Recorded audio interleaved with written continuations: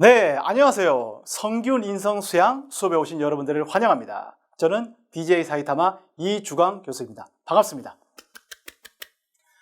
네, 여러분 이렇게 돼서 정말 반갑습니다. 오늘은 이제 이론 두 번째 시간이고요. 오늘은 퇴계이황, 조선의 성리학자인 퇴계이황 선생님의 삶과 인성에 대해서 저희가 이야기를 나누도록 하겠습니다. 네. 먼저 저희 제목을 보면 말이죠. 여기 성균, 인성, 수양 이렇게 글자가 나와 있죠. 그죠? 성균의 성과 균은 각각 무엇을 뜻할까요? 성 같은 경우에는 이게 좀 더 긴 문장을 이제 축약을 해 놓은 건데요. 예. 성 같은 경우에는 인재가 사람의 재주가 미처 다 성취되지 않은 것을 성취시킨다. 그리고 균 같은 경우에는 풍습이 고르지 않은 것을 다시 고르게 만든다. 그래서 개인과 사회에 있어서 모두 다 조화를 이루겠다는 그런 뜻이 있습니다. 그리고 인성 같은 경우에는요, 저희가 이제 성균 인성 수양이잖아요. 그래서 저희는 이제 유학을 이제 베이스로 하는 수업이니까요. 아무래도 이제 성선설에 대해서 얘기를 해야 되고요. 그리고 성선설에 대해서 지금 수업이 설명이 나갈 겁니다. 그런데 먼저 우리가 그걸 들어가기에 앞서서 인성 수양 그러면요, 엄청 부담스럽잖아요. 그렇지 않아요? 내가 뭔 수양이야, 그죠? 살기도 팍팍하고 말이죠. 뭐 이렇게 요새 뭐 유교 유교맨 이런 뭐 얘기들도 많이 나오는데 말이죠. 수양하면 막 부담스럽고 말이죠. 저도 부담스러워 죽겠어요. 그죠? 예. 그래서 인성과 수양을 우리가 어떻게 이해하는 것이 정말로 우리가 도움이 되는가를 제가 먼저 간략히 설명을 드리고자 합니다. 비유컨대 비유를 하자면은 인성 같은 경우에는 여러분들이 완제품으로서의 자동차를 생각했어요. 여러분 뭐 테슬라든지 뭐든지 간에 여러분들의 자동차를 생각하시고요. 수양 같은 경우에는 여러분들이 자동차를 수리한다라고 생각을 해보세요. 그럴 경우에 성선설에서 유교의 인성설에서 무엇이 중요하냐면요. 여러분들의 인성은 완제품이라는 겁니다. 뭔가 여러분들이 결함이 있어가지고 여러분의 본성에 결함이 있어가지고 그 결함을 뜯어 고쳐가지고 위로 올라가야 되는 게 아니라 여러분들의 인성은 이미 완제품이고 과거에도 현재에도 미래에도 계속 완제품이라는 겁니다. 그러면은 수양은 뭐냐? 수양 같은 경우에는요, 여러분들이 자동차를 수리한다 그럴 때 수리란 무엇을 뜻하느냐? 약간 문제가 있는 것을 완제품의 상태로 되돌려 놓는 것이 그것이 바로 수리겠죠, 그죠? 그렇기 때문에 수리라는 것은 뭔가 좀 더 상황을 나쁘게 만들거나 좀 더 뭐 부족한 것을 조금 덜 부족한 것으로 진보를 시킨다거나 그런 의미가 아니라 원래 완전한 완제품인 여러분들이 조금 살다가 뭔가 문제가 생겼을 때 그것을 다시 돌보아서 원래 완전함으로 돌린다, 이런 뜻이 있습니다. 그래서 수양이라는 것은 말이죠, 저도 이렇게 머리 빡빡 깎으면서 말이죠, 어디 뭐 인도도 돌아다니고 뭐 막 돌아다니면서 수양에 대해서 공부도 하고 그랬는데 말이죠. 그런데 제가 겪어보니까요, 이 수양이라는 것은 말이죠, 영어로 말하면 take care of, 약간 그런 의미입니다. 보살피다, 이렇게 돌보다, 아끼다, 사랑하다, 이런 것이 바로 수양입니다. 그래서 성균, 인성, 수양은 말이죠, 성은 아까 개인에 해당되는 것이고 균은 아까 사회에 해당되는 것이라고 제가 말씀을 드렸습니다. 사회적으로든 개인적으로든 모두 다 서로 다르게 생겼지만은 그럼에도 불구하고 완제품인 여러분들이 뭔가 살면서 조금 힘든 점이 있거나 그럴 때 그것을 여러분들이 스스로 이렇게 돌봐가지고 아껴가지고 원래 완제품 상태로 다시 돌아간다, 그렇게 생각하시면 되겠습니다. 그렇죠? 그래서 우리가 이제 성균, 인성, 수양을 쭉 해나갈 건데 말이죠. 이런 것들을 바탕으로 해가지고 저희가 기본적으로 이걸 깔고 수업을 들으면 좀 더 좋을 것 같습니다. 자, 먼저 제 모습을 좀 볼까요? 여러분들, 저는 이제 이렇게 빡빡 깎은 요 모양인데 말이죠. 제가 항상 수업을 할 때 제가 좀 누구를 닮았습니까? 라고 학생들한테 여쭤보면요, 대부분 학생들이 기가 막히게 또 저를 알아채더라고요. 예. 혹시나 모르는 분들이 있을까 봐서 제가 말씀을 드리면요, 요것은 이제 넷플릭스에서 절찬리에 상영이 되고 있는 원펀맨이라는 그런 애니메이션입니다. 근데 이 주인공이 사이타마거든요, 이름이. 그래서 제가 처음에 여러분들께 제 소개를 드릴 때 안녕하십니까, DJ 사이타마 이주광입니다 라고 말씀을 드렸습니다. 예. 그래서 이 주인공 같은 경우에는요, 너무 힘이 세가지고 적들하고 싸워도 재미가 없어요. 항상 이기니까. 그죠? 저는 비록 그런 사람은 되지 못합니다만은 어떤 철학에 있어서의 원펀, 성선설을 가지고 우리가 오늘 어디까지 우리가 나갈 수 있는지 한번 살펴보도록 하겠습니다. 자, 먼저 말이죠. 오늘 우리가 딱 두 가지 배울 거예요. 딱 두 가지 배울 겁니다. 첫 번째는 퇴계이황 선생님에 대해서 배울 거고요. 두 번째는 퇴계이황 선생님의 대표적인 저작인 성학 10도에 대해서 배울 겁니다. 간단하죠? 많이 배우면 안 됩니다. 골이 아프니까죠. 네. 그런데 우리가 이제 그 퇴계이황 선생님과 성학 10도를 할 때 우리가 먼저 좀 호기심을 자극하기 위해서 우리가 필요한 질문들이 있어요. 네. 퇴계이황 선생님은 왜 유명할까? 아니면 왜 위대할까? 그죠? 재밌어요. 왜냐하면 우리는 한국 사람 치고 퇴계이황 선생님에 대해서 모르는 사람이 없죠. 다 교과서에도 나오고 말이죠. 모르는 사람이 없는데 퇴계이황 선생님께서 왜 위대하냐 이러면은 그죠? 그때부터 좀 이상해진다고 분위기가. 그죠? 선생님께서는 열심히 공부를 하시고 뭐 훌륭하게 실천을 하시고 뭐 이렇게 언행이 일치하시고 이런 얘기는 참으로 훌륭한 선비일 수는 있지만은 우리가 학문적으로 정말로 위대하고 세계에 내놓아도 부끄럽지 않은 그런 남다른 업적을 세웠다라고 말하기는 그것만으로는 좀 모자라잖아요. 그죠? 충분히 살아오신 그 삶만 봐도 위대하지만은 우리가 어떤 학자로서 뭔가 위대하다 할 때는 좀 그런 느낌이 아니지 않습니까? 그래서 이왕 이 수업 듣는 김에 퇴계이황은 어째서 전 세계에 내놓아도 부끄럽지 않을 그런 위대한 철학자인가? 이 부분이 먼저 이야기가 돼야 될 것 같아요. 두 번째 봅시다. 성학 10도에 대하여 그랬는데요. 이것도 마찬가지예요. 퇴계 선생님께서 나이 68세의 어린 왕 선조에게 이제 이렇게 바친 훌륭한 이제 그림이 10개 들어가 있는 그런 성인의 학문을 다룬 그런 문서인데요. 이것도 마찬가지예요. 그래서 어쩌라고? 성학 10도가 그래서 왜 우리가 배워야 되는데, 그죠? 그게 왜 위대한데, 그죠? 우리가 이제 먹고 살기도 바쁜데 이걸 왜 해야 되는데, 그죠? 참고로 저는 말이죠. 저는 대학에서 학부에서 경영학을 전공하고 국책은행을 몇 년 다니다가 이 공부가 좋아서 공자병자 하고 싶어서 들어왔습니다. 그래서 저는 굉장히 실리적인 사람이에요. 저는 저한테 실질적인 도움이 되지 않으면 저는 별로 공부하고 싶지가 않습니다. 그래서 저를 믿으세요. 저 머리 빡빡 깎은 거 보면 만만치 않잖아요. 남 말 잘 듣게 안 생겼죠, 그죠? 예.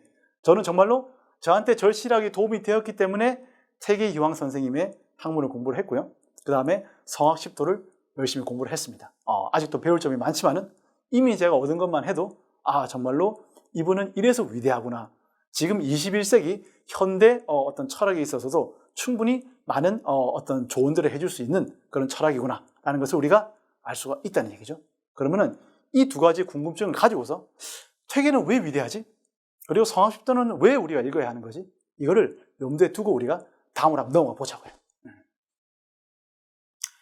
자, 먼저 말이죠. 제가 이거 뭐 갑자기 급하게 나가다 보니까 이거 제가 이제 타이밍을 놓쳤는데 원래는 말이죠. 퇴계이황 선생님과 가장 닮은 연예인은 누구냐? 이런 것들이 제가 먼저 이 그림을 들어가기 전에 앞서가지고 제가 질문을 드렸으면 더 좋을 뻔 했는데 뭐 이렇게 나가도 상관없습니다. 보시면은 퇴계이황 선생님과 소간지, 소지섭, 배우 소지섭이 굉장히 닮은 것을 우리가 알 수가 있습니다. 뭐 보통은 눈이 닮았다 그래서 닮았다 그러는데요. 가만히 보면은 눈썹도 닮았고요. 그리고 콧대도 상당히 비슷하고 무엇보다도 입술이 상당히 비슷합니다. 그래서 우리 퇴계 선생님은 뭐 퇴간지를 해도 상관없겠죠. 예, 근데 여튼 소간지에 비견되는 어떤 이제 조선에도 아주 그냥 멋진 그런 선비였다. 라고 제가 말씀을 드리고 싶습니다. 가만히 보니까 귀도 비슷하네요. 제가 지금 소름 돋았습니다. 지금 가르치면서도 맨날 새로운 것을 발견하게 되더라고요. 자, 마찬가지로 주로 이제 우리 소간지가 소지섭 배우가 퇴계 선생님과 이런 얘기가 됐던 까닭은 주로 눈매가 비슷해서입니다. 그래서 제가 눈매가 비슷한 사진들을 몇 개 좀 더 들고 와 봤습니다. 예, 비슷하죠? 예. 자, 봅시다. 그래서 배우 소지섭은 말이죠. 과거 방송된 SBS 한밤의 TV 연예 인터뷰 중에 김일중 아나운서가 퇴계이황을 언급하자 소지섭은 또 자료화면 나갈 거죠? 라고 말을 했다는 겁니다. 이어서 내가 봐도 퇴계이황과 비슷하다, 많이 비슷하다라고 우리 소지섭 배우께서는 인정을 하셨습니다. 그래서 방송 화면에는 소지섭과 퇴계이황의 어떤 합성 사진이 절묘하게 등장을 했는데요. 이 드라마는 이제 미안하다 사랑한다라는 드라마에 나왔던 그런 장면에다가 퇴계이황 선생님의 눈을 갖다 붙인 것이겠죠, 그죠? 미안하다 사랑한다는 그 소지섭 배우가 이제 쌍코피 터지면서 이제 오토바이 위에서 점점 이제 죽어가는 어떤 그런 슬픈 장면이 우픈 장면들이 나오는 아주 명품 드라마입니다. 보실 기회가 있었으면 좋겠습니다. 자, 그러면 이제 지금부터 말이죠. 우리한테 가장 익숙한 1,000원짜리. 어찌 보면 요새 잘 안 쓰는 것 같기도 해요. 그죠? 요즘 뭐 이제 뭐 카카오페이를 쓰기도 하고 뭐 쓸 일이 많으니까 지폐를 잘 안 쓰는데, 여하튼 1,000원짜리 지폐를 여러분들께서 만약 가지고 계시다면 지금부터 꺼내셔가지고요. 이 지폐와 관련된 여러 가지 논란들을 우리가 한번 살펴보자고요. 저도 가지고 왔습니다. 하지만은 잘 보이지 않기 때문에 저는 뭐 이 정도만 들고 갈까요? 첫 번째는 1,000원권 지폐와 관련된 논란 가운데 초상화 외모입니다. 초상화. 그죠? 퇴계이황 초상과 현초 이유태 화백. 그죠? 먼저 우리가 이쪽 세종대왕 쪽을 보면 말이죠. 만원 신권 세종대왕 초상과 운보 김기창 화백. 그죠? 근데 우리가 그냥 딱 봐도 대단히 얼굴이 닮았다는 걸 우리가 알 수가 있는 거죠. 그죠? 우리 운보 김기창 화백께서는 귀가 들리지 않는 분이셨습니다. 하지만 굉장히 빼어난 화가시고요. 2001년에 돌아가신 것으로 제가 알고 있습니다. 저는 굉장히 나이 어릴 때 제주공항에서 운보 김기창 선생을 한번 뵌 적이 있는데 너무나 덩치가 크셔갖고 제가 깜짝 놀랐던 기억이 있습니다. 제가 꼬꼬마 때요. 초등학교 때 봤었어요. 예. 옆으로 넘어간 말이죠. 1,000원 신권 퇴계이황 초상과 이유태 화백이라고 나옵니다. 우리가 밑에 글을 한번 읽어볼까요? 학자로서의 면모는 풍기지만 경색이 완연하고 어둡게 표현됐다는 지적이 많더라. 그래서 현초의 퇴계이황 초상은 작가와 너무나 흡사해서 역시 이 화백이 자신의 얼굴을 반영했다는 논란에 휩싸였다. 자세히 들여다보시면 옆모습이 상당히 비슷한 것을 우리가 알 수가 있습니다. 그러면은 정면은 어떨까요? 네, 이 정면을 가만히 보시면요, 어떤 눈썹이나 눈이나 코나 역시 또 마찬가지로 입술 부분들이 굉장히 유사한 걸 우리가 알 수가 있습니다. 그래서 여러분들 한번 그 생각을 해보시면요, 이제 미켈란젤로가 어떤 최후의 심판, 그래서 이제 대작을 그렸을 때도 거기다가 자신을 하나 집어넣었었죠, 그죠? 아마 뛰어난 화가들에게는 약간 그런 욕망들이 좀 있는 모양입니다. 그리고 우리가 다음 페이지에 넘어가기 앞서가지고 말이죠. 저희가 퇴계이황 선생님께서 모자를 하나 쓰고 계시네요, 그죠? 이 모자를 우리가 두건이라고 하는데요. 두건이라고 하는데요. 이 두건을 염두에 두시고서 우리가 다음 내용으로 한번 넘어가도록 하겠습니다. 복권이죠. 두건이 아니라 복권인데, 복권 쓰는 것을 편치 않아 했던 퇴계, 정자관 쓴 모습 그려져야 라는 기사가 있습니다. 우리가 일상으로 사용하는 1,000원권 지폐 속에 심을을 입은 흰 바탕에 이제 검은 줄이 있는 그런 어떤 선비들이 많이 입던, 조선시대 선비들이 많이 입던 옷입니다. 심의를 입은 퇴계이황 선생님을 보게 된다. 심의에 복권을 착용한 모습이다. 하지만 1732년에 간행된 퇴계선생 언액 통록에서 퇴계의 수제자인 학봉 김성일 선생님, 그죠? 서해 유송영 선생님과 함께 투탑이죠. 수제자 투탑인데 학봉 김성일 선생님께서 기록한 내용을 살펴보면 그 생각이 아마 달라질 것이다. 그래서 퇴계의 죄자로 김취려라는 분이 계셨는데요. 그분이 선생님께 복권과 심의를 만들어서 보내드렸더니만 퇴계 선생님께서 복권은 중들이 쓰는 두건 같아가지고 그것을 쓰면은 내 마음이 좀 편치 않네 라고 말씀하시고서 심의를 입으시고 정자관을 쓰셨다. 정자는 북송 때, 중국 북송 때 있었던 아주 유명한 성리학자였습니다. 주자에게, 굉장히 남성의 주자에게 큰 영향을 주었던 그런 학자입니다. 그분이 즐겨 썼다고 해서 정자관이라고 부릅니다. 그래서 퇴계 선생께서는 만년에 공부방에 계실 때 이와 같이 하고 계시다가 손님이 오면은 평상복으로 갈아입으셨다. 그래서 밑에 보면 복권에 대한 설명이 나오죠, 그죠?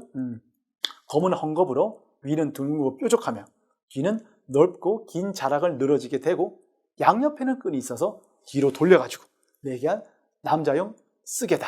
그렇죠? 우리가 이미 1,000원짜리 지폐에서 봤습니다. 그래서 이 일화를 기록한 분은 퇴계의 수제자인 학봉 김성일이었다. 그렇기 때문에 이것은 아마 부인하지 못할 사실이 아닌가 합니다.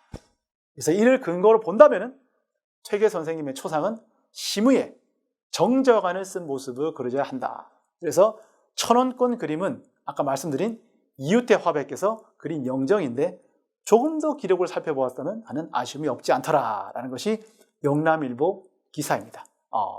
그러면은 정자관을 쓴 모습은 원래 어때야 되느냐? 그렇죠? 자, 우리가 5,000원권을 보면요. 5,000원 보면은 율곡이 선생이 계시는 거죠. 율곡이 선생께서 쓰고 계신 게 바로 정저관입니다. 그리고 옆에는 또 율곡이의 어떤 영정사진을 그리신 어떤 화백이 계신데 가만히 여러분 보면 말이죠. 둘이도 닮았다는 논란이 굉장히 많습니다. 비록 얼굴이 통통하지만 말이죠. 여러분들 눈썹이 약간 기울어진 것, 어떤 눈이나 코, 그리고 입, 매 이런 것들을 보면은 굉장히 닮았죠, 그죠? 예, 굉장히 닮아가지고 어떤 화백들께서 어떤 전 국민이 쓰는 어떤 지폐에 어떤 특정 인물이 얼굴이 들어갈 때 본인의 얼굴에 약간 넣는 것을 아마 참 참아내지 못하셨던 것이 아닌가라는 이제 의문들이 많이 든다는 얘기죠, 그죠?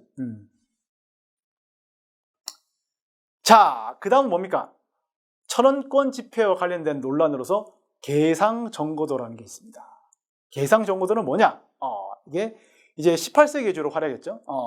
퇴계 그 1,000원권 뒷면에 그려져 있는 이 그림은 바로 18세기에 주로 활약했던 17세기에 태어났지만 겸재정선 선생님의 진경산수 아시죠? 예, 작품 계상정고도입니다. 이게 그림이 작아서 잘 안 보이시면은 나중에 저처럼 돈을 꺼내가지고 이것은 퇴계 이황 생전에 머물렀던 도산 서당을 중심으로 주변 풍경을 담은 그림이더라. 그래서 이 작품은 1746년에 그린 작품인데요. 계상정거는 뭐냐면은 이제 시냇물 흐르는 곳에 자리 잡고 고요하게 산다는 것이 한자 그대로의 직역입니다. 그래서 퇴계 이황 선생님의 호인 퇴계가 이제 물러날 퇴자잖아요. 이제 개울개자인데요. 그래서 조정의 일을 그만두고 이제 시내로 물러나 있는다라는 의미가 있기 때문에 퇴계 선생님의 본의와 계상정거의 뜻이 일맥상통하고 있는 것은 사실입니다. 그런데 황당한 것은 우리를 좀 어지럽게 했던 것은 계상서당이라는 게 원래 있거든요. 계상서당이 있기 때문에 계상정고도니까 계상서당을 그린 게 아니겠느냐라는 것이 어떻게 보면 좀 자연스러운 추리일 것 같은데 그에 대한 반박이 있다는 겁니다. 2007년 초 발행된 새 1,000원권 지폐 뒷면에 그리는 그림을 두고 논란이 일어나는데 말이죠. 근데 도산서원관리사무소 측에서는 한국은행이 이것은 계상서당을 그린 것이다 라는 주장에 반박을 하고 나섰습니다. 그래서 이것은 계상정고도라는 이름은 그렇지만 계상서당이 아니라 도산서당이다. 그렇죠? 그래서 왜 그러냐 하면 계상서당은 퇴계선생 51세인 1551년에 건립되었으며 겸재 도산서원도는 계상서당 건립 후 184년이 지난 1735년에 그린 작품이다. 그리고 계상정고도, 우리가 아까 1,000원짜리 지폐에 있었던 계상정고도는 196년이 지난 1747년에 그린 작품으로 당시 제자인 김성일과, 아까 학봉 김성일이죠, 그죠? 우성전, 사람 이름입니다. 우성전의 기록으로 미뤄볼 때 계상서당은 초가 이영집으로 얼마 못 가 쓰러졌다는 겁니다. 퇴계선생님께서 이렇게 계실 때 말이죠. 그래서 근거로 하면은 잘못된 주석이더라. 그렇기 때문에 도산서원관리사무소 측은 겸재 선생님의 계상정고도는 계상서당 건립 후 196년, 그러니까 200년이 지난 후에 그려진 것으로서 이때는 이미 계상서당은 쓰러져서 없었기 때문에 이 그림은 서당이 도산서당이다 라고 주장을 했다는 얘기죠. 자, 여러분들이 말이죠, 안동을 한번 놀러 가셔가지고 안동을 가면은 반드시 우리가 도산서원을 방문하게 되는데요. 이제 도산서원이 이렇게 있으면 말이죠, 그 사이에 안동호수가 있고 말이죠, 안동호수 너머에는 이제 시사단이라는 조그만 섬이 있습니다. 그게 이제 안동댐이 이제 세워지면서 수몰돼가지고 약간 이게 지금 이렇게 된 상태인데요. 예, 그래서 강 건너에는 시사단이 있는데, 시사단은 조선 정조 때 지방 별가를 보았던 자리를 기념하여서 세운 비석과 비각입니다. 그래서 안동 호수를 이제 끼고서 이렇게 시사단에 딱 서가지고 시사단에서 이제 강 건너 도산서원을 바라보면은 천원권 지폐 속의 그림과 아주 비슷한 장면을 볼 수가 있다. 그래서 여전히 논란이 많은 이야기지만은 우리는 일단은 개상서당보다는 도산서당의 가능성이 높다고 우리가 한번 이해를 해주시면 좋겠습니다. 자, 이것도 아주 골 때려요. 천원권 지폐와 관련된 논란이 퇴계 생물년. 아니, 퇴계 선생님 태어나고 돌아가신 년도 헷갈린단 말이야? 그렇죠? 1501년에서 1570년이라고 지폐에 적혀 있는데요. 김언종 선생님이라고 밑에 보시면 퇴계 선생의 삶에 대한 허구와 실제라는 논문을 쓰셨는데요. 이 논문을 참고해서 보자면은 이분이 고증을 하셨는데요. 양력으로 바꾸면은 쉽게 얘기하면은 양력으로 바꾸면은 1502년에서 1571년이다. 그렇기 때문에 우리가 지폐에서 1501년에서 1570년이라 하는 것은 엄밀히 말하면 양력을 우리가 표시하는 것을 감안하면 좀 문제가 있는 숫자가 아니냐, 이런 논란들이 있다는 겁니다. 하지만은 저는 이제 네이버나 이런 데서도 전부 다 1501년에서 1570년으로 다 되어 있고, 제가 앞으로 설명할 때에도 기존의 연구들이 그런 식으로 많이 되어 있기 때문에 저는 이런 거를 알고만 계시고 우리는 1501년에서 1570년으로 일단 이야기를 좀 끌어나가고자 합니다. 왜냐하면 그래야지 검증된 또 선행 연구들을 우리가 살펴볼 수 있는 거거든요. 네. 자, 그러면 이제 논란들은 우리가 접어두고요. 우리가 천원권 지폐에 담긴 퇴계 이황 관련 유물들을 간략히 살펴보겠습니다. 먼저 이렇게 표시가 되어 있는데 저 뭐냐면 명륜당, 그죠? 명륜당은 뭐냐? 우리가 성균관대학교에 입학하면은 정문 쪽에 있는 명륜당을 우리가 누구나 방문을 해서 구경을 할 수가 있는 거죠. 생원 진사 시험에 합격한 유생이 공부하던 성균관대 건물이다. 그래서 퇴계 이황은 수차례, 여러 차례 성균관 대사성을 역임을 했는데, 성균관 대사성은 조선시대에는 국립대학교 대학 총장을 이야기를 하는 겁니다. 그죠? 그래서 천원권 퇴계 이황의 뒤에 있는 한옥은 명륜당으로 생원이나 진사시험에 합격한 유생들이 공부하던 성균관 내 건물이다. 그래서 퇴계 이황은 유학과 문묘의 관리를 담당하는 전임관으로서 으뜸벼슬인 대사성에 수차례 역임을 하였습니다. 그래서 성균관대학교 인문사회과학 캠퍼스에 있으니까 여러분들께서 반드시 방문을 하셔서 DJ 사이타마를 찾아주시기 바랍니다. 아마 저는 없을 겁니다. 네. 자, 이것은 무엇이냐? 2019년에 이제 성균관에서 신입생들이 이제 성균관대학교를 방문을 해가지고 명륜당에서 신방례를 이제 지금 재현을 하는 거죠. 신방례는 뭐냐면요, 조선시대 성균관의 신입생 환영회 같은 것입니다. 여러 가지 절차가 있는데 말이죠. 주로 이제 좀 비공식적인 절차들이 좀 많이 있었어요. 그래서 꽤나 짓궂고 좀 지나치다 싶은 장난들이 좀 있었습니다. 아마 여러분들께서 성균관 스캔들이라는 아마 드라마를 보신 분도 있으실 거예요. 송중기가 나오고 말이죠. 아주 좋은 드라마인데 그런 걸 보시면 아마 조금 각색되긴 했지만은 우리가 그 내용에 대해서 잘 알 수 있을 겁니다. 그래서 명륜당은 성균관 대학교 같은 경우에는 지금도 이런 식으로 과거의 재현으로서 활용이 되고 있는 그런 겁니다. 자, 그 다음에 또 봅시다. 명륜당 뒤쪽을 보면요, 매화가 있잖아요, 그죠? 사군자 중에 하나다. 퇴계 이황이 생전에 가장 아꼈던 나무다. 그래서 천원권의 명륜당 바로 위에 있는 꽃이 바로 사군자의 선비 정신을 나타내는 나무 중에 하나인 매화입니다. F4. 사군자는 매난국죽, 이 네 가지의 식물이고, 퇴계 이황은 이른 봄 추위를 무릅쓰고 가장 먼저 꽃 피우는 매화를 사랑했다고 했습니다. 그래서 퇴계 이황 선생님께서 돌아가실 때 마지막으로 남기신 말이 저 매화에 물을 주어라 라는 말이 그렇게 좀 전해져 내려오고 있습니다. 퇴계는 매화를 이렇게 사랑했다 그럽니다. 그래서 퇴계 매화 시첩이라고 퇴계 선생님께서 남긴 100수가 넘는 매화시 가운데 쓰기도 엄청 썼어요. 퇴계 선생님 시 엄청 많이 썼어요. 그래서 62제 91수를 자신이 직접 선별하셔가지고 따로 엮은 역사상 유일한 매화 시집이더라. 그렇죠? 그래서 밑에 보면은 평소에 매화를 매선, 이제 매화 신선 이런 식으로 부른 거죠. 매형, 매군으로 의인화하면서 인격체로 대접할 정도였다고 하니까 정말로 퇴계 선생께서 매화를 많이 사랑하셨다는 걸 우리가 알 수가 있습니다. 자, 그러면 우리가 문순공 퇴계이황의 연보를 조금씩 살펴보고요. 그 다음에 우리가 다음 내용으로 넘어가도록 하겠습니다. 제가 1502년부터 1571년이라고 아까 양력으로 환산하면 그렇게 말씀을 드렸지만 저희는 편의상 1501년에서 1570년으로 그렇게 얘기를 하도록 하겠습니다. 그래서 지금의 경상북도 안동시 도사면 온해리에서 진사이식의 7남 1녀 중 막내로 태어났습니다. 막내요, 막내. 예. 그리고 1520년 20살 되던 때 먹고 자는 것을 잊고 열심히 주역을 탐독한 끝에 이때 병이 걸려가지고 평생 동안 고생을 하였다 그럽니다. 저로서는 상상할 수 없는 그런 일입니다. 예. 그리고 1548년에는 단양 군수로 취임을 하셨는데 이때 이제 단양팔경이라는 말이 이제 우리한테 익숙하죠. 단양팔경은 퇴계 선생께서 이때 선정한 것이라고 합니다.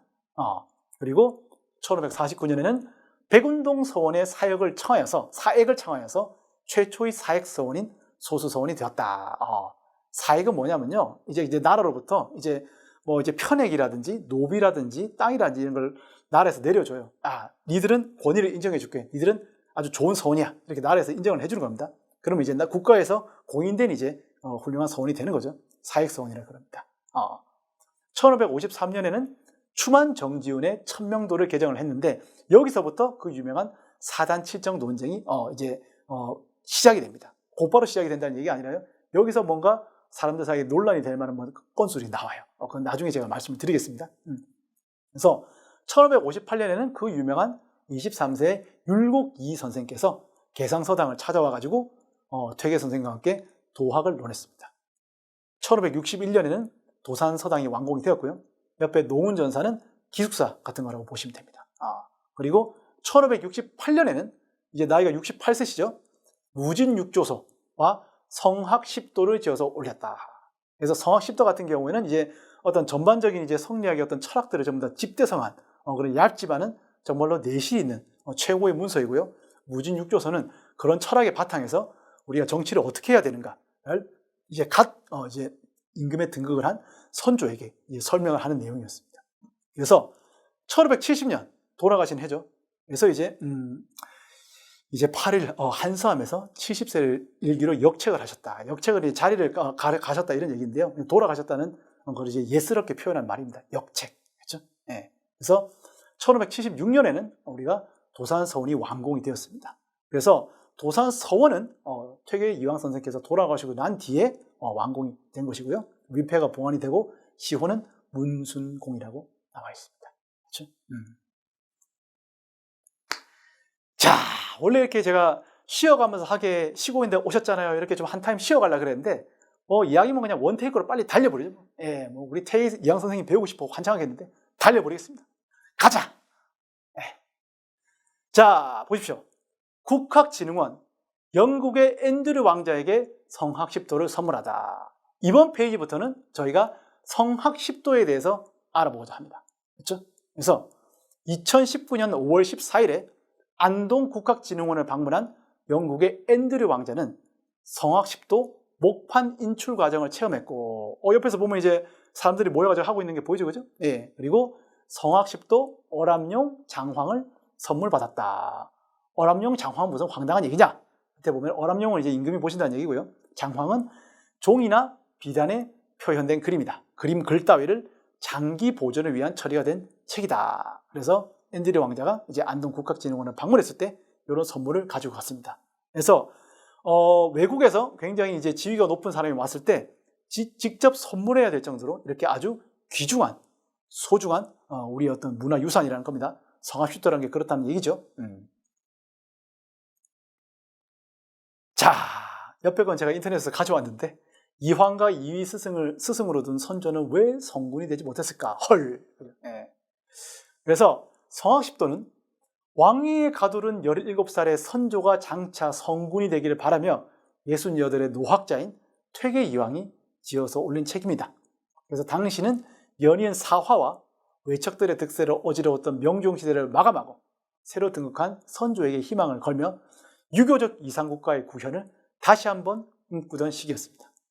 이 무렵 퇴계 이황께서는 게을로 물러나서 고향에 응거한 뒤에 약 20여 년간 연구와 교육에 매진하여서 학문이 거의 끝판왕이다.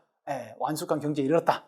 그래서 그는 자기가 닦은 학문을 모두 담아가지고 이 책을 편찬을 하였고요. 아직 나이 어린 왕이 이 책의 내용을 익히며 성장하여서 새로운 시대를 열기를 우리가 기대를 하였다는 겁니다. 그렇죠? 여러분 그 복권에 대해서 잘 이해가 되십니까? 옆에 사진 보면 율곡 선생께서도 복권을 쓰고 계시죠, 그죠?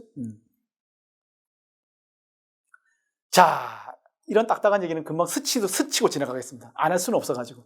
성악십도는 서론의 내용이 담긴 진성악십도 차에서 시작해서 10개의 도표와 해설로 되어 있더라. 그래서 이런 것들이 있더라. 총 그림은 10개인데요. 1도에서 5도까지는 하늘의 도의 뜻을 둔 거로서 그 공관은 인륜을 밝히고 덕업을 이룩하도록 노력하는 데 있다. 그리고 뒷부분 6도에서 10도까지는 심성의 근원을 둔 곳으로 그 요령은 일상생활에서 힘써야 할 공경하고 두려워하는 마음을 높이는 데 있는 것이라고 하였다. 벌써 졸리다 그죠? 빨리 다른 걸로 넘어가겠습니다. 넘어가도 재미없네. 예. 그래서 퇴계이황 선생께서는 선조에게 이제 이런 성악십도를 갖다가 병풍으로 만들어가지고 말이죠. 병풍으로 만들어가지고 이렇게 항상 좀 옆에 두고서 좀 지켜봐 주셨으면 좋겠다라고 말씀을 드렸는데요. 예. 그래서인지 영남에 조선시대 영남에 많은 선비들의 집에는 이 성악십도 병풍이 빠짐없이 갖춰져 있었다고 합니다. 그래서 지금도 어떤 명망 있는 가문의 어떤 안동이나 그런 집에 가보면요, 이 성악십도가 어떤 크기는 서로 다르지만 이렇게 구비되어 있는 것을 우리가 볼 수가 있습니다. 그렇죠? 영주시 소수박물관에 전시된 성악십도 병풍인데요. 직접 가서 보시면 좀 느낌이 남다르실 겁니다. 참고로 성악십도를 영어로 번역한 미국의 성리학자인 마이클 칼튼이라는 사람이 있습니다. 저의 어떤 저를 많이 가르침을 내려주셨던 어떤 선생님께서 미국에 가셔서 마이클 칼튼과 함께 이렇게 작업을 하신 경우가 있었는데요. 마이클 칼튼 집에 놀러 가봤대요. 마이클 칼튼 집에 놀러 가봤더니만 아주 그냥 방 천장에다가 성악십도를 붙여놨다 그래요. 그림을 갖다 붙여놨대요. 제가 좀 부끄러웠습니다. 야, 이 미국에 있는 학자도 말이죠, 이렇게 천장에다가 성악십도 그림을 붙여놓고 이렇게 잘 때 누워가지고 고민할 정도로 그렇게 하는데 저도 좀 더 분발해야겠다. 그런 생각이 많이 들더라고요. 그죠? 네. 자, 우리가 성악십도 그림을 어떻게 다 들여다보겠습니까?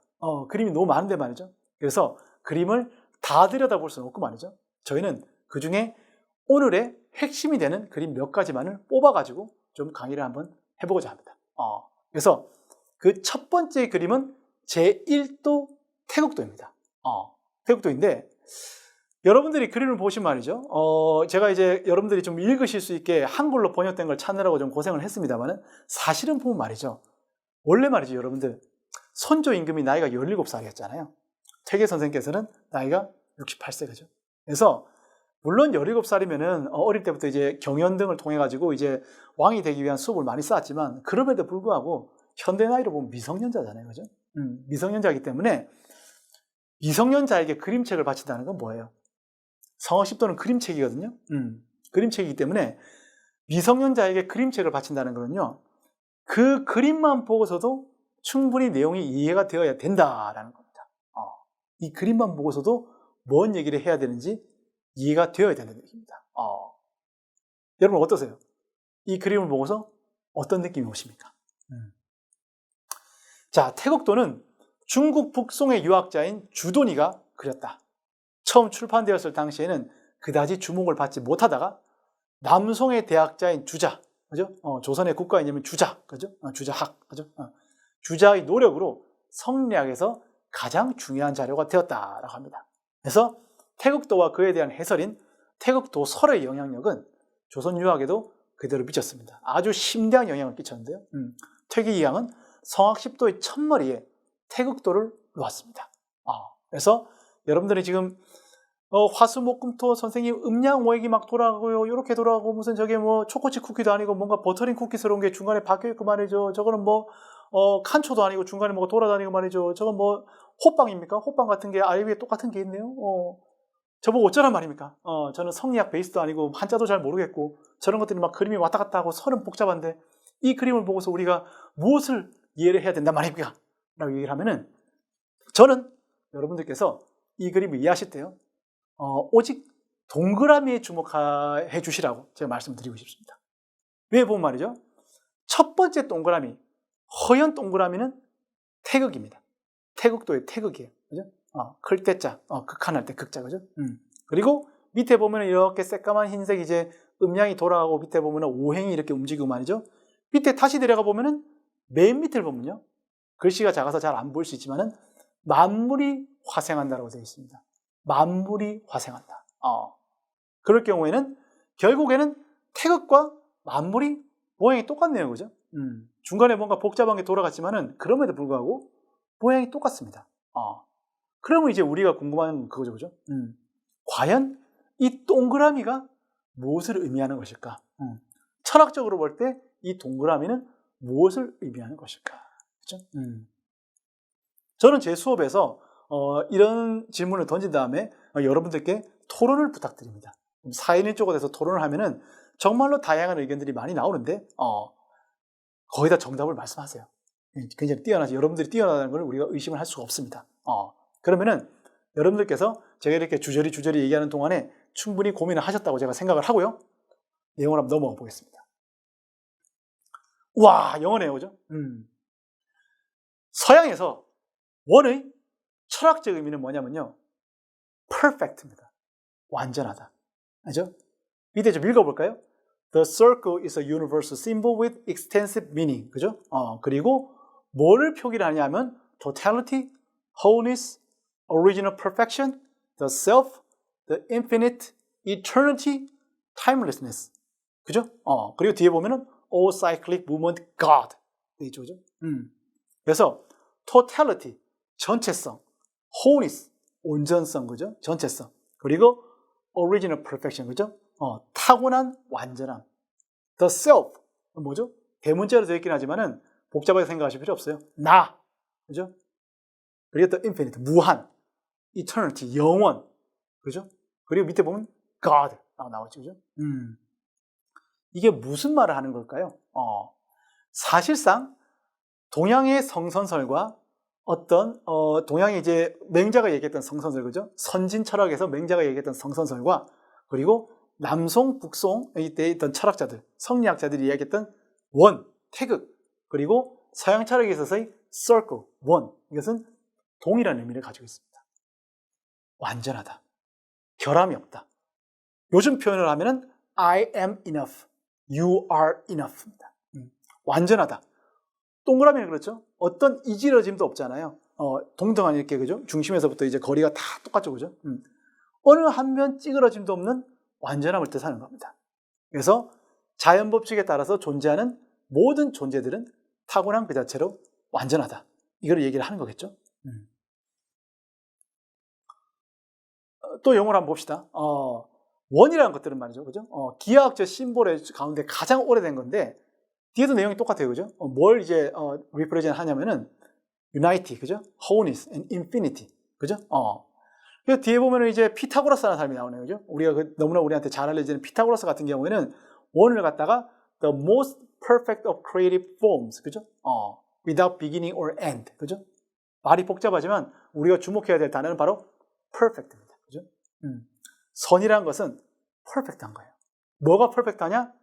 인간의 본성이 perfect하다. 그리고 본성에 따라서 존재하는 우리의 존재 자체가 perfec하다는 겁니다. 사실 그래요, 여러분들. 저는 이제 수업 시간에 닉 부이치치 얘기를 많이 하는데요. 닉 부이치치는 perfect라는 용어 대신에 beautiful, 아름답다는 표현을 씁니다. 이 산에 있는 수많은 나무들이나 꽃이나 이런 것들은 전부 다 서로 다른 모양을 하고 있지만은 그 가운데서 어느 꽃은 불완전하고 어느 꽃은 완전하고 그런 꽃들이 있느냐? 어느 꽃은 이쁘고 어느 꽃은 안 이쁜 그런 것들이 있느냐? 나의 편견에 입각하면은 어느 꽃들은 이쁘고 어느 꽃들은 안 이쁘고, 장미꽃은 예쁘고 호박꽃은 안 이쁘고 그런 얘기 할 수 있지만 사실은 그렇지 않다. 호박꽃이든 장미꽃이든 서로 다를 뿐이지 존재는 그 자체로 완전하다. 완전하다는 단어가 좀 부담스럽다면은 문제가 없다. 모든 존재자들은 있는 그 자체로 문제가 없다. 그죠? 이걸 circle, 원이 의미를 한다는 겁니다. 그래서 태극도의 핵심은 태극에서 비롯된 모든 만물들은 서로 다른 모양을 하고 있지만 그럼에도 불구하고 있는 그 자체로 선하고 완전하다. 그렇죠? 그걸 의미를 하는 겁니다. 자, 저는 비록 원불교 신자는 아닙니다만은 원불교에서 주로 일원상이라는 표현을 많이 써요. 동그라미겠죠, 그죠? 불교 같은 경우에는 둥근 원을 불교에서는 일원상이라고 하는데 우주 만유의 본원 또는 원용무해한 법을 상징을 한다. 이것도 어떤 이지러짐이 없는 완전한 암, 절대 어떤 진리 이런 걸 뜻하는 겁니다. 그렇죠? 그래서 불교에서 이런 것들 많이 나오죠. 동그라미 많이 나오는데 동그라미를 쳐다보고 뭐 수행하는 것도 있고 말이죠. 하여튼 핵심은 뭐냐? 존재 자체가 완전하다. 그렇죠? 여러분들이 키가 크든 작든 쌍꺼풀이 있든 없든 뭐 저처럼 대머리건 아니건 몸무게가 많이 나거든 적게 나거든 그런 건 전부 다 남들과의 비교를 통해서 오는 관념들이고요. 그거는 잘못된 관념들이고요. 여러분들은 오직 나는 남들에 비해서 키가 작을 수 있지만은 그럼에도 불구하고 내 존재는 자연 법칙에 따라서 존재하기 때문에 완전하다. 오류가 없다. 그것만 이해를 해주시면 되겠습니다. 자, 그런데 여기서 끝나지 않습니다. 여기서 끝나지 않아요. 하나 존재가 완전하다는 성선설문에도 충격인데 맹자가 말한 바의 사단, 우리가 흔히 아는 사단 칠정설 말이죠. 그 문제와 관련해가지고 더 큰 문제가 남아 있습니다. 이것은 뭐 피타고라스도 제대로 말 못했던, 불교에서도 제대로 말하기 힘들었던, 말을 못했다는 얘기가 아니라 말하기 힘들었던 정말로 진리를 퇴계만큼 간명하게 드러낸 사람이 없다는 거죠. 바로 제6도 심통성정도인데요. 심통성정도는 제가 적어놨지만 퇴계이황 학문의 핵심입니다. 그리고 퇴계이황께서 뭐라고 말씀하셨냐면요. 위에 세 그림 가운데 우리 위라 그랬지만 옆에 보면 상중하라는 한자 보이시죠? 이게 세 개를 얘기를 하는 겁니다. 위에 세 그림 중에 맨 위에 있는 그림은 우리 편은 왼쪽에 있는 그림이요. 임은정 씨가 그리고 직접 설명하였고 중도 하도는 제가 퇴계이황이 외람되게 성현이 말씀을 남겨 가르침을 드리는 뜻을 미루어 직접 그렸습니다. 그죠? 그래서 옛 성현들은 중도 하도까지는 이야기를 안 했는데 내가 이거를 붙들고 끝까지 밀고 나가가지고 내가 한번 철학적인 결론을 냈다라고 겸손하면서도 나름 철학자로서의 자부심을 드러내신 겁니다. 그죠? 그래서 심통성정도를 이해해야만 왜 퇴계이황이 위대하고 왜 성학십도가 정말로 위대한 문헌인가를 우리가 알 수가 있습니다. 그런데 이 그림에 대해서 논란이 굉장히 많은데요. 하여튼 저는 제가 이해하는 바에서 범위 안에서 여러분들에게 사단 칠정의 개념을 설명해 드리고자 합니다. 자, 밑에 먼저 보시면요. 퇴계이황이 말하였다. 사단의 정은 자연히 순선하여 악이 없습니다. 7가지 정, 7정 또한 불선이 없습니다. 그래서 퇴계이황 선생께서는 사단과 7정, 모든 감정들은 선하다고 말씀하셨어요. 내 존재가 선한 것처럼 내 존재의 목소리인 감정 또한 모두 선하기만 할 뿐이다. 그렇다면은 어째서 퇴계이황은 굳이 사단과 칠정이라는 용어를 구분해서 감정을 2가지 카테고리로 나누어야만 했을까? 그죠? 실제로 사단과 칠정이라는 감정이 서로 다른 감정일까? 아니면은 무엇 때문에 사단과 칠정이라는 그런 범주를 설정을 해가지고 철학적으로 이 2가지 감정을 구분해서 이야기해야만 했을 것인가? 그렇죠? 여러분들께서 지금 하도라고 그린데 그림을 한번 보세요. 밑에 동그라미 있고 저거는 심, 성, 마음과 본성을 얘기를 하는 거고요. 그 다음에 중간에 사단이라는 게 있고 사단 밑에 칠정이라는 게 있습니다. 한자 알 필요 없어요. 한자 알 필요 없습니다. 저 그림을 보고 판단을 할 수 있어야 돼요. 과연 저 그림이 무엇을 말하는 것일까? 그렇죠? 자, 저는 여러분들에게 퇴계이황의 성학십도가 현대 정서심리학, 아주 최첨단의 정서심리학과 맞물려서 돌아간다는 것을 말씀을 드리고 싶습니다. 그래서 제가 책들을 몇 권 가지고 왔는데요. 여러분들께서 강의를 마치신 다음에 궁금하시면 이 책들을 좀 찾아봐 주시기를 당부를 드립니다. 먼저 정신과 의사인 김병수의 감정은 언제나 옳다라는 책이 있습니다. 재밌죠? 감정은 언제나 옳다. 이게 사단도 선하고 칠정도 선하고 모든 감정은 선하다는 얘기를 하는 겁니다. 현대적인 표현을 하는 거예요. 어떤 감정도 그냥 흘려보내서는 안 됩니다. 우리가 왜 감정을 흘려보내죠? 왜냐하면 나쁜 감정이라고 생각해서 이 감정은 나쁜 감정이고 이 감정은 좋은 감정이고 그러니까 나는 좋은 감정만 챙기고 나쁜 감정은 흘려보내거나 잘라서 없애버려야 돼. 그죠? 그렇게 얘기를 하는 거죠. 그런데 이제 정신과 의사께서 말씀하시기를 어떤 감정도 그냥 흘려보내서는 안 됩니다.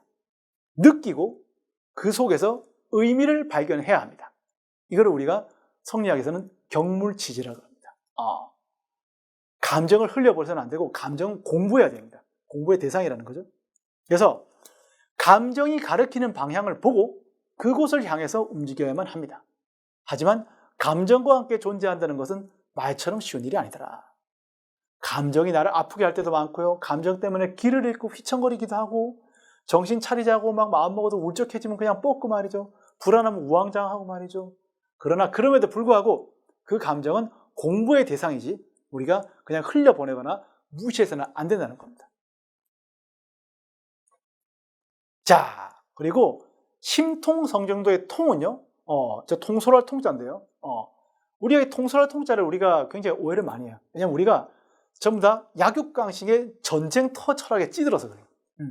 그래서 뭔가 통솔한다 그러면은 군대식으로 위에서 아래로 이렇게 막 상명하복으로 막 쥐고 흔드는 걸 자꾸 상상을 해서 그래요. 그래서 퇴계 선생님의 본의가 많이 상실되었습니다.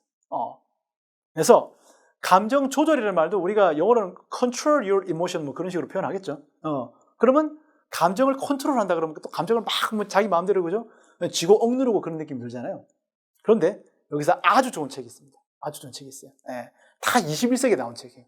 이 정서심리학이 제대로 사람들에게 이해되기까지는 20세기도 좀 쉽지가 않았습니다. 감정 조절이라는 책을 보면요. 감정을 조절한다는 것은 감정을 억제한다는 말이 아니고 감정 조절이란 부정적 감정을 억압하는 것이 아니라 반대로 모든 감정을 있는 그대로 수용하고 받아들이는 것을 말하는 겁니다. 제가 그대로 인용하는 거예요. 예. 어떤 감정의 소용돌이가 몰아칠 때 우리는 도망가고 싶죠, 그죠? 이 감정을 바로 없애려는 어떤 행동도 하지 않고 이 감정이 무엇인지 연구하며 이것을 경물치지라고 합니다. 연구하며 이 감정이 나의 몸과 생각, 인식, 대인관계에 어떤 영향을 미치는지 객관적으로 관찰할 수 있는 상태를 유지해서 감정이 나를 가지는 것이 아니라 내가 감정을 가지는 상태, 내가 감정의 주인이지 감정이 나를 휘두르는 상태가 아닌 내가 감정을 가지는 상태, 유지하는 상태로 가는 과정을 우리가 감정 조절이라고 합니다. 그죠? 여기서도 감정은 언제나 옳다라는 그런 설명과 똑같은 거예요. 자, 그 다음에 보십시오. 내면 아이의 상처 치유하기. 이게 아주 메가 히트작입니다. 메가 히트작인데 우리가 좀 접하기는 쉽지 않은데 말이죠. 보면 이렇게 아마존닷컴 심리학 분야의 최장기 베스트셀러가 나와 있죠. 그죠? 여러분들께서 핵심은 그거예요. 닫힌 마음이냐, 열린 마음이냐. 그죠? 그리고 밑에 다 아주 중요한 단어가 나옵니다. 감정의 단절, 감정과의 연결. 그죠?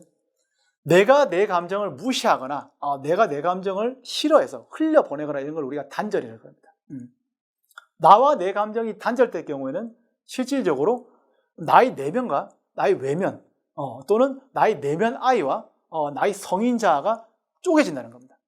제가 정신분열이 일어난다는 거예요. 쉽게 얘기를 하면. 반면에 나의 감정과 나의 마음이 연결돼 있어가지고 내가 내 감정과 하나가 된다면, 왜냐하면 감정은 언제나 오르니까 두려워하면서 거부할 필요가 없다는 얘기죠. 그럴 경우에는 우리가 정서적으로 굉장히 안정된 행복한 삶을 꾸려나갈 수가 있다는 겁니다. 그래서 칠정은 뭐냐? 사단은 뭐냐? 그럼 제가 밑에 힌트를 줘놨어요.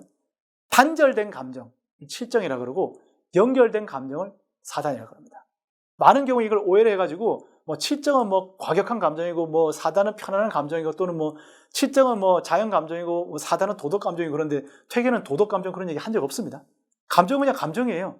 내 몸이 자연이고 내 몸의 목소리가 그 감정이기 때문에 도덕 감정, 자연 감정이니 뭐 사회적 감정 뭐 이런 감정 나누는 것은 전부 다 서양 철학의 틀을 그대로 들고 와가지고 유구열을 그 안에다 밀어넣은 것에 불과합니다. 실질적으로는 단절된 감정, 연결된 감정으로 이해하는 게 제일 쉽습니다. 그래서 여러분들 그림을 보십시오. 감정의 연결을 보면요. 감정은 뭐랑 연결된 겁니까? 감정이 연결을 하면은 본성과 그 감정이 이제 연결됐다 그런 얘기를 하는 거죠. 그죠? 하지만 실질적으로 내 감정이 내 본성과 분리될 수가 없어요. 왜냐하면은 내 본성의 목소리가 바로 감정이거든요. 그렇기 때문에 감정은 어떻게든 내 본성의 목소리고 문제가 아무것도 없습니다. 그것을 사단이라고 합니다. 반면에 이게 내 머릿속이에요, 여러분들. 이게 제 머릿속인데요. 내 본성과 내 감정은 따로 노는구나. 내 감정은 나로부터 비롯된 게 아니야. 내 감정은 내 본성으로부터 비롯된 게 아니라 이렇게 뚝 끊어져가지고 뚝 끊어져서 따로 놀고 있네. 이런 걸 갖다가 우리가 감정의 단절이라고 합니다. 그런데 재밌는 거는요. 선생님, 그러면 뭐 감정을 연결되든 단절되든 뭐 그렇게 살면 되는 것이지 뭐 구태 이런 걸 왜 구분하고 있습니까? 했을 경우에는요. 감정이 연결될 경우에는 우리는 감정적으로 편안합니다. 반면에 내가 내 감정이 내게 아니야. 내가 내 감정을 무시하고 내 감정은 나로부터 분리된 외부에서 날아온 또 내 안에서 어떤 원인 모를 무엇에 의해서 발현되었어. 내 감정은 나랑 관계가 없어. 라고 했을 경우에는 내 감정은 내게 아니야. 라고 했을 경우에는 나는 불안함을 느낀다는 거죠. 그래서 내가 내 감정과 연결됐다는 느낌, 나는 내 감정은 내 거야. 이 감정이 때로는 굉장히 나를 힘들게 하더라도 내 감정은 항상 옳으니까 나는 내 옳은 감정을 항상 챙기고 공부하고 살아야겠다. 이러면은 내 마음이 편안하고요. 반면에 감정 힘들어서 죽겠네. 나 못 버티겠다. 그러니까 감정 무시하고 그냥 무감정한 우리가 정이 떨어지는, 그죠? 이건 정이 떨어진 상태죠, 그죠? 정이 떨어진 상태고 이거는 정이 많고 정 붙은 상태 아니에요, 그죠? 정준 상태 아닙니까, 그죠? 그래서 내 감정과 나는 관계없고 나는 감정 없이 살아야겠다. 그래야지 내가 마음이 좀 편하겠다라고 잘못 생각하면 우리는 그것을 인식 오류라고 하는데요. 잘못 생각하면은 나는 항상 심리적으로 불안한 상태에 있다는 겁니다. 뭐 노이로제 상태라 그래도 스트레스 상태라 그래도 되고 조울증이라 해도 그래도 되고 우리가 표현하는 방법은 굉장히 다양한데요. 그리고 실제로 병세도 조금씩 다르죠. 하지만은 그 뿌리로 가면은 결국에는 내가 내 감정을 온전히 챙기고 사느냐 아니면 내가 내 감정을 무시하고 사느냐 그 두 개라는 겁니다. 자, 그래서 칼라 맥클러런이라는 심리 치료사가 있는데요. 이분이 이제 감정읽기라는 책을 썼어요. 이 책도 아주 좋은 책입니다. 우리는 감정을 마치 의식을 방해하는 장애물에 지나지 않는 것으로 여겨가지고 부정적인 감정 갖다 버리고 하루 종일 긍정적인 감정만 유지하도록 하자. 그죠? 디즈니의 애니메이션인 인사이드 아웃이 이거 하다가 결국에는 슬픔이가 복귀할 수밖에 없었죠. 그죠? 왜? 슬픔이는 부정적인 감정이라 그래가지고 기쁨이가 슬픔이를 밀어냈는데 결국에는 그렇게 해가지고는 주인공의 감정이 평온하지가 않다는 겁니다. 그죠? 모든 감정이 다 우리에게 소중하다는 겁니다. 그죠? 이런 부분들을 감정읽기가 잘 다루고 있다는 거죠.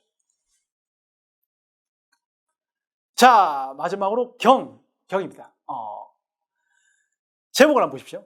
제9도 경제잠도인데요. 오늘의 마지막 그림입니다. 인은 사람다움, 그죠? 인간 본성, 사람다움. 그래서 벗어나지 않고 살기. 이거를 인이라 그러는데요. 사람다움에서 벗어나지 않고 살기란 곧 사람답게 살기고요. 밑에 보시면은 경은 주일무적, 하나에 집중해서 다른 것에 옮겨가지 않는다라는 뜻인데요. 뭐에 집중하는 거냐? 우리가 뭐 도둑질에 집중하라는 거냐? 뭐에 집중하는 거냐?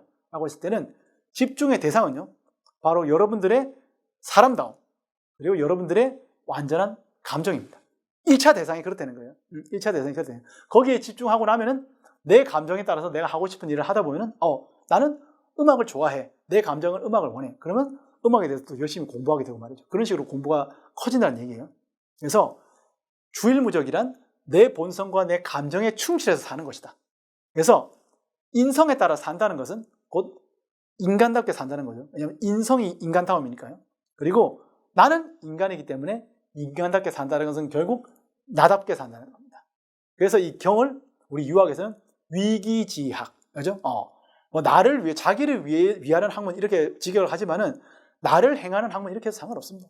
그리고 나다운, 나답게 사는, 나답게 학문, 이것을 오늘날의 표현으로 경을 오늘날의 표현을 하자면 나답게 철학이라고 합니다. 나답게, 그죠?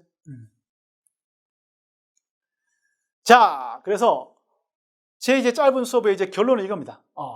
철학적으로 볼 때 성학식도의 핵심 뭐냐? 본성과 감정은 선하다 또는 완전하다. 그래서 인간 본성은 완전하고 본성의 목소리인 감정 또한 완전하다. 그리고 완전한 사람다움에 따라서 우리는 사람답게 살면 되고요. 그리고 완전한 감정에 따라서 감정에 충실하게 정서적으로 풍부한 여러분답게 사시면 된다는 겁니다. 이것이 제가 이해하는 퇴계 성학습도의 결론입니다. 자, 그래서 우리가 이제 마지막까지 뛰어왔는데요. 열심히 달려왔는데요. 짧은 시간 동안 너무나 많은 내용을 다루어서 여러분들께서 좀 힘드셨는지도 모르겠습니다. 하지만은 저희는 이제 또 학교에서 또 다른 수업을 통해서 우리가 만날 기회가 있을 것 같고요. 여러분들이 좀 더 많은 것을 배우고 싶으시면은 또 다양한 이제 도서관을 방문을 해가지고 많은 문헌들을 찾아보시고요. 그리고 또 다양한 선생님들 수업을 듣고 이것이 정말 유교의 참맛이구나. 이게 유교는 그냥 꼰대들이 하는 학문인 줄 알았는데 알고 보니까 이거 꽤 쓸만하구나. 오늘날에도 나한테도 도움이 될 수 있겠구나 라는 것을 우리가 함께 깨달아 갔으면 좋겠습니다. 자, 그러면은 퇴계의 삶과 인성 이론 두 번째 시간 수업을 여기까지 하고 저는 물러가도록 하겠습니다. 지금까지 DJ 사이타마 이주환 교수입니다. 고맙습니다.